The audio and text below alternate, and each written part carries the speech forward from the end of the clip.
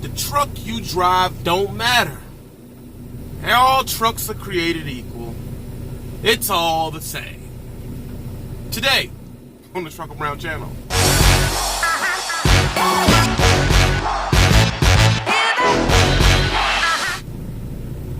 Well, all the trucks is the same, man. We're going to touch on that today on the Trucker Brown channel. I hope you subscribe. This channel attacks all different aspects of trucking, mainly OTR living. And I hope this is something you in you 600 can feet, use. You turn can, left it can on mean US something to 160. you. Now, a lot of people are in the position of, they come into the game with about the same dream. I want to own a truck. Some even say I want to own a dream truck. In 600 feet, turn left on US Hey, 1. shut up. They want to own the dream truck. They don't. Come on, give me a second. Let me get on out of here. Slept at the wall, me easy. I suggest you do that. I like to do that. They want to get their dream truck, which is a beautiful thing. But a lot of the questions I get, and y'all are in for a treat because I'm in Colorado and this place is gorgeous. A lot of the questions I get is, what's the best truck to get? And really, I should really be in that outside turn lane. Don't never do what I'm doing, y'all. Be in that outside turn lane. I should have been in that outside turn lane. I don't know. I thought it was split two ways. That's a misunderstanding. But the reason why, on one hand, it doesn't matter. It's really two sides to the story because I'll get in any truck to make a check. So I'll never say never. I'll never say I'll never drive a certain truck. Now I can say I'll never own a certain truck. And there's a couple of reasons why, and these are all of my opinions. I can be biased or wrong or whatever, however you want to look at it. This is just how I feel. But I would never want to purchase a PACCAR truck or an International or a Volvo for that matter. No, not at all. And the reason being, it really has nothing to do with the actual truck. It's the shop. What I'm scared of. A lot of us, we take it so personally when we start getting to talk about trucks, if they're a Peterbilt guy. And it's the same fight that's been going on for the longest time in the country between Ford, Chevy, and Dodge. Some people don't take it seriously, but there's guys who take that crap seriously. They don't play around with that. They got a Ford, they daddy got a Ford, they wife drive a Ford, everybody got a Ford. And they don't play around with that notion. But to me, it's the shop. When I went to Kenworth, and the way that they treated their warranty people turned me completely off. I mean, I don't know if shops are able. I was at a dealership, so I don't know if dealerships are able to be franchised or if it was just that dealership. But it doesn't matter because remember, that's not how customers work, right? I'm gonna attach this bad experience to the whole brand. I don't want nothing to do with the PACCAR truck as far as me owning it. Nothing. I remember my Freightliner days. I'll roll up in there and maybe a day, depending on the complication. I was getting deaf stuff taken care of in a day and a half, 2 days.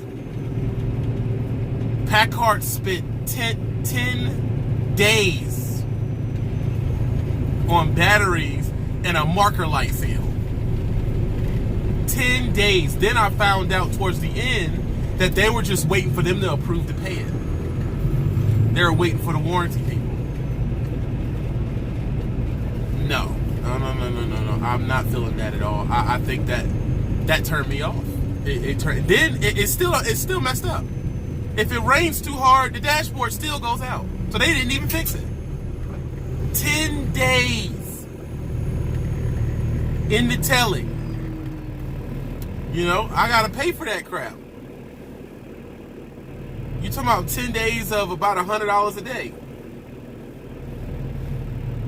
10 days of having to eat. Call that $20 a day. You know? 10 days where they just lollygagged around and screwed me over. So that completely turned me off of the whole, you know, because I'm gonna be honest. I like the T680. I like the truck that I drive. I enjoy it. You know, I like some of the things that come with it. I like the perks and everything. Like, I'm not gonna act like I don't enjoy the truck. But when you're buying a truck, supposedly, you're supposed to think about the whole picture. That's how it was explained to me. You're thinking about that truck, that company's shop, or you're thinking about how often that truck has problems. What are the main problems with that truck? Do you want to deal with them? Is the DEF system reliable? You know, you're trying to buy the whole experience, not just the physical truck. So to me, this is just to me. I know it's a touchy subject, so. And feel free to respond to this video. Feel free to respond to it. Say respond to your Trucker Brown about trucks. If you want to weigh in on and you have something real to say, it's not just ignorance. You want to weigh in and you know, set me straight. Come on, man, Chingale. You want to weigh in and set me straight? Because I don't know what I'm talking about. Maybe it's some things I don't know, but a Freightliner, this is the stuff that I kind of kept from the game, from being in the game. And this is put together from lots of listening to old heads trying to game me up about trucks. Okay? I'm no mechanic, so listen. When you hear a trucker talk, you gotta take it with a grain of salt. But I'm willing to tell you that I've heard this from people. Your Freightliner is going to be your workhorse of the game, right? That's going to be your workhorse of the game. Well, that's the reputation it's had. Ever since the DEF situation and what I went through with Dirty Red, it's kind of soiled that thought process for me. But that's what they'll tell you. Now, you may want to go over for Peterbilt. They're going to tell you, well, that's for performance and ride. So a lot of the guys, you know, they say, you know, I remember Casanova one time I was chilling with him. He told me it ain't nothing like that cat. That's why the guys cream by the cats. The motor's just ridiculously powerful. But then you hear the other old heads saying, well, you know, everything's good until you get to the shop with a cat. You know what I'm saying? Then it's going to really, really, really cost you. Now, the DD, from my understanding, may not have all that crazy Cat Cummins power, but it's usually considered to be just more of an all-around reliable engine, is how they explain it to me. That's what I heard. Now, listen, bro. When it comes down to it, man, I think a lot of it's just chance. I got buddies who swear by Cummins, they won't touch nothing else. I got cats who love cat. You know, and they just think that they wear cat hats and cat stickers on the side of the truck, and you know, they tell you that the truck go up the hill 27,000 miles an hour and all that stuff, and they swear by it. When it comes down to it, you gotta do the research to figure out what you're willing. Ooh, look at that dang on scenery to the left. Wow. You gotta do this. You have to do the research to figure out what it is that you're looking for out of a truck. And these are just my beliefs. Do not overshoot a truck. If you're a person who's hauling mail only 2 states around your house, why do you have a 16-liter, 18-speed with a tag axle? You gotta think about these things. You don't need a low-range rear end and an 18-speed and a 600 horsepower freaking engine. You just don't. You're hauling mail. It's ridiculous. Like, you're hauling mail, dude. The stuff doesn't go over 20,000 pounds. Why do you have a semi-heavy haul set up? See, that's where it comes to the part of the game where it's a badge of honor. And I say that in trucking because we go on a very childish honor system. It's a badge of honor. It's like having nice kicks. This trucking thing is really not a badge of honor. It's supposed to be a business. Money. Okay, you probably put a little couple, wrap on your truck, stuff like that. That ain't nothing. But to buy something that doesn't even fit what you're doing, it doesn't seem smart to me. Comment at the bottom if I'm wrong. Someone please comment at the bottom if I'm wrong about this. It just doesn't seem smart. Why do you have a 700 horsepower truck to haul a dry van? It can't do no more than 45,000 pounds. Why? And you see them out there, they got the super long shifter, and they're like, this truck can do this and do that. And I'm like, dude, why do you have all that hooked to a dry box? Oh, some of the places I go, you need it. No, you don't.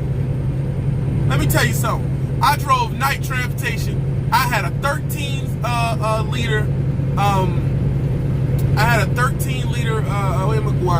Volvo. It went up every single mountain in the country, heavy or light. Now, it wasn't going up that fast, but it went. It did the job. And it had an average. The average fuel was ridiculous. I was getting 7.8s back then. That was some news back then. That was high. So you gotta understand. You gotta be able to read or discern when someone's talking to you. Is this calculated thought? Is this Is this logic that they're using, or are they just stroking themselves while they're talking to you? What I mean by that, are they just stroking their own ego? They're sitting there stroking their wanker in front of you, and they want you to stroke it too. Wow, man, that's crazy. They get something out of that. But in turn, they're giving you ridiculous information. So now you gonna go out there, and all you is a van driver. You ain't never been to no other division, but you bought a 700 horsepower glider with a low end rear end, 20,000 pound front axle to haul a box. It is stupid. It is dumb. You don't need all that. You could have went there and got you a DD15, a DD13, whatever, smaller engine, automatic, full OTR setup with the all-around back end and the 13,000 front axle made for good fuel economy, and hauled that sumbitch everywhere you wanted to go. And you would have saved dollars every mile you drove. Stop feeding into these trucks. That was my campaign against the Peterbilt when I first came in the game. That's what I was going against, but people with the less intelligence, they'd never see what I was saying. I'm not saying that the W900 is an ugly truck. It is a sexy truck. Don't get it twisted. It is. I was just saying that there's way too much, praising. And how I feel about it. It's way too much praising this truck. When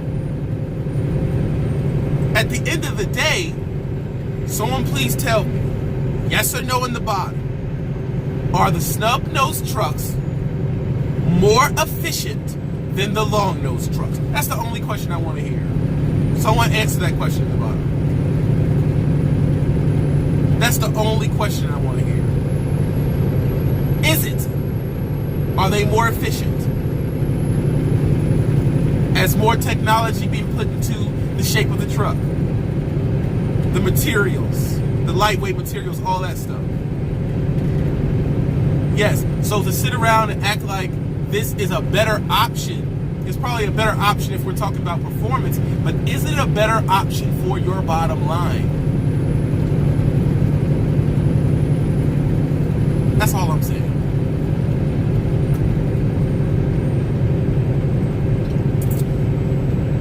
That's all I was trying to say. I don't think a Peterbilt is ugly. Like, come on, dog. It's a hot ride, man. It looks good. But if you're not in the position to own that truck, that's another thing we got to talk about. You ain't even got the freight to own that truck. I don't got it. Do you see me with one? I don't have the freight to own that truck. And I accept it. I'm not there to have me a stretch catwalk, 379, 1,700 horsepower Caterpillar motor so big it's poking out the seams, 18-inch round pipes on them, rattling, screaming. I don't have the money to maintain a truck that inefficient. I just don't. I don't have the freight. Those trucks are crown jewels of the people who made it to that place. They're getting enough money a mile, running produce out of California. Yep, I said it. I know y'all wanted to keep it a secret because that's where a lot of them trucks be. They got produce joints out of California, direct contracts from places, getting ridiculous things a mile reefer. That's why you out in California, you see them stretch Peterbilts with them chrome trailers. Yeah, them dudes got contracts running up and down from them for produce and all that foolishness. I'm not one of the dudes hauling aircraft carrier. I said aircraft. I keep saying it. Aircraft engines. Yeah, I'm letting all the giblets out, man. Yeah. Them dudes getting big money for light freight. Look it up. I'm not the dude out here carrying who got a direct contract with Case, Kabuko, John Deere, Caterpillar heavy equipment. Now I don't have a direct contact with them hauling their oversized and bulldozer and semi-oversized freight. I'ma spill it. $3 to $7 a mile. I said, let the masses hear. Y'all is trying to hide the money. Yeah, cry 2 tears in the bucket. Suck it. I ain't doing that. I don't have that. Let me get my little donut real here, and I'll get back to it. Yeah, chocolate donut makes me feel good. Chocolate donut gives me wood. Sorry, that guy. I get happy about chocolate. You know, I'm like, listen, they don't want to tell y'all the real.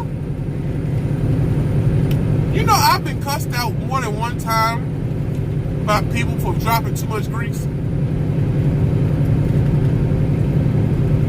Their belief is, and they're probably right, their belief is if too many people know, it's going to water down the freight.